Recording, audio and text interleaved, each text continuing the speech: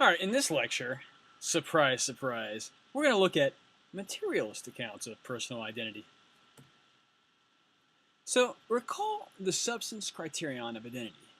For any x and any y, x is numerically identical to y only if x and y are made out of the same stuff. Actually, the way I've expressed it, it's more of a constraint. But that'll suffice for now. So, in the example of the ship of Theseus, which we saw in the first video this week, the ship S2 that Theseus' brother Stephen assembled out of the discarded planks in Theseus' garage is numerically identical to the original ship because S2 is made out of the same stuff as the original ship. Okay? So a materialist then might argue as follows. What I am is my body, this extended thing that takes up space.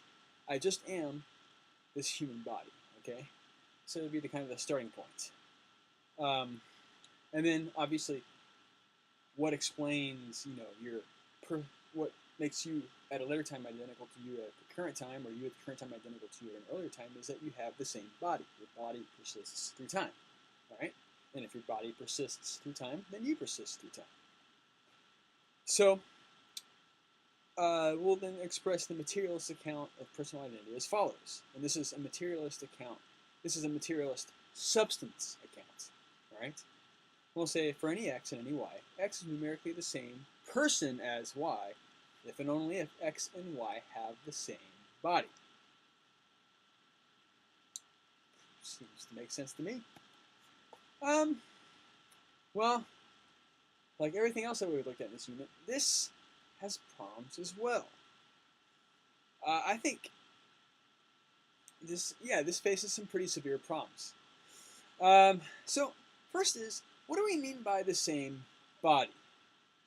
Well, the substance criterion implies that same body just means same stuff.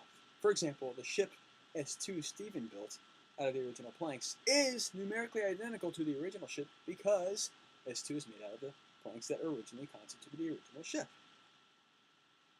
Well, here's the thing though. Our human bodies lose and gain parts all the time. Cells die, new cells come to life, we clip our fingernails, we cut our hair, we shave, we lose weight, we gain weight. When we eat, what we eat becomes a part of us. We grow taller as we age, and then we grow shorter again. Human bodies are constantly acquiring, losing parts. All right. So how is it that so it seems like we don't even have the same body. And if we don't, well, suppose a mad scientist removed just one molecule, M1, from your body at a time, T1, and replaced N1 with N1 star. So he removes like a hydrogen molecule from you, and he stores it in a special jar, but then he replaces the hydrogen molecule he removed with another hydrogen molecule. So you got the same number of molecules, just that one has been swapped. Well, do you have the same body if only one molecule has been replaced? We're supposed to say, yeah. I mean, duh. You can lose a molecule and persist through that change. Just like a car can lose an oil filter and still be the same car. Well, then suppose that the scientist does the same thing with a different molecule, M2, at a time T2, replacing M2 with M2 star, and then stores M2 as well. And then he does the same thing with a third molecule, M3, replacing it with M3 star at a later time T3, but then stores the original molecule M3, and so on, until eventually this scientist, over time, has eventually replaced every single molecule in your body while restoring the original molecules in a safe place. But it was a long, gradual process that wasn't even noticeable.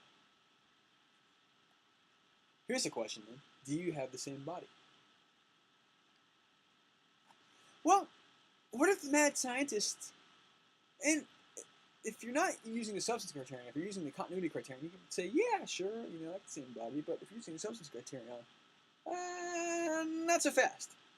And to complicate matters even further, what if the mad scientist, like Theseus' brother Stephen, then takes all the original molecules and then reassembles them back into something that's a lot like you?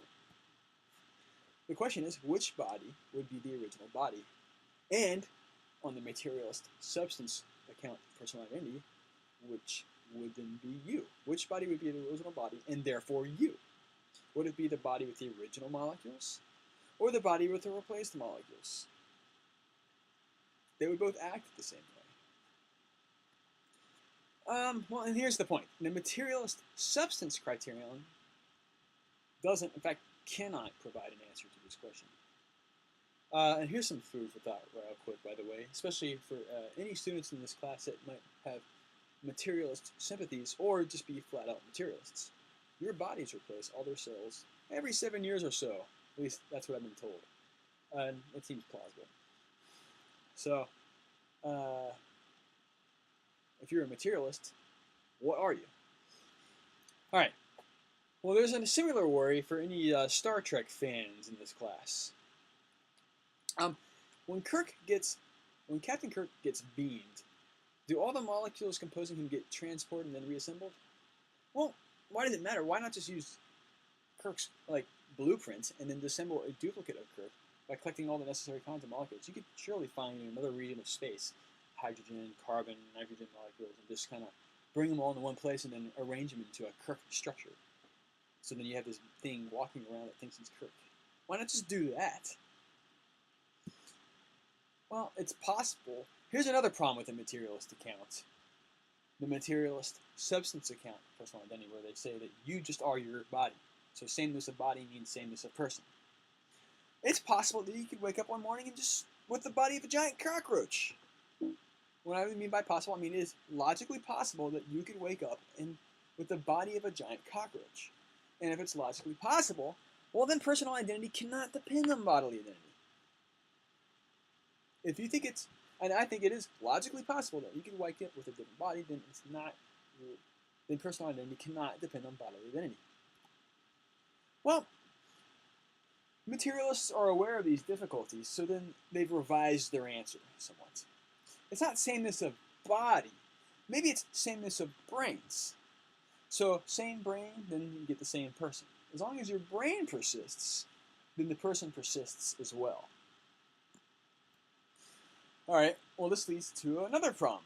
What if Peter and Paul, who we say are twin brothers, are involved in a horrible car accident? Peter's body is destroyed, but his brain's fine. Paul's brain's destroyed, but his body's fine. So Peter's brain's inserted into Paul's body. Well, the survivor of their operation will wake up and they'll say, "Hey, I'm Peter." Has Peter's memories, desires, wants, beliefs, and so on. If asked, he'll say he's Peter, and he'll probably just say, "I'm Peter, but I got Paul's body all of a sudden." All right? So Peter got a body transplant. All right? It's a crazy science fiction scenario, but hey, it's conceivable. Well, the reasoning suggests that brain identity then is necessary for personal identity. But the problem is, if you assume that, all the problems with bodily identity return. For example, what if you replaced all the neurons in Peter's brain gradually over time with prosthetic neurons? So you replace one neuron with a prosthetic neuron, and Peter still believes everything that he believed, thought everything he still thought. This prosthetic neuron does the exact same thing that the biological neuron did before. But eventually you replace all of Peter's neurons with prosthetic neurons. You save his original neurons, and then reassemble those into another brain. So now you've got two persons walking around that think they're Peter. Which one is Peter?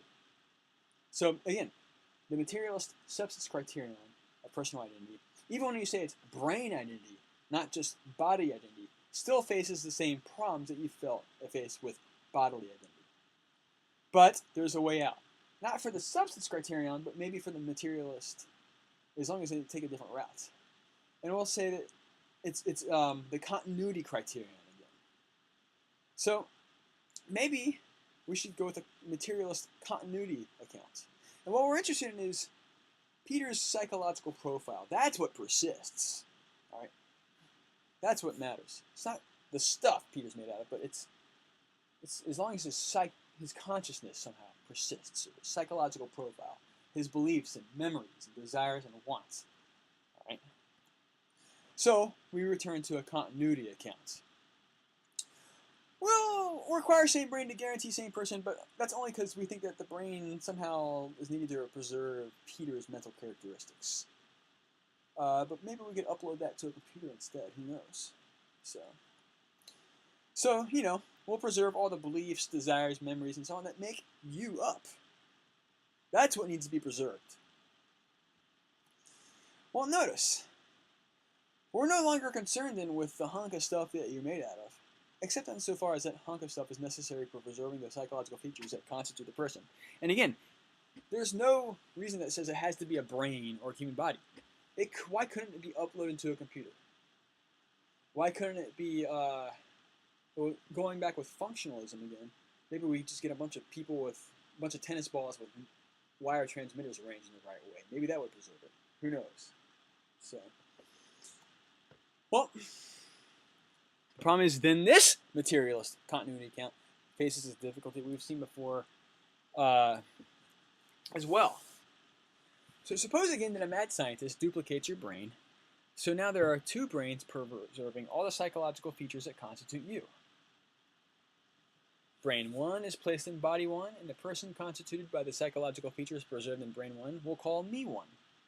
Brain 2 is placed in body 2, and the person constituted by the psychological features preserved in brain 2 we'll call me 2. But which person is you? Me 1 or me 2? Well, both me 1 and me 2 will say that they are you. Both me 1 and me 2 will have all the psychological characteristics of you. Further, introspection won't reveal who is you and who only recently came into existence. That is, introspection won't reveal who the duplicate is. So, the inability then of this materialist continuity account to distinguish between you and a duplicate suggests that, in fact, this isn't a very good account of personal identity either. Well, what are we to do? That's something to talk about in the discussion boards. I think there's hope for the dualist substance account, but let's debate it there. Good night.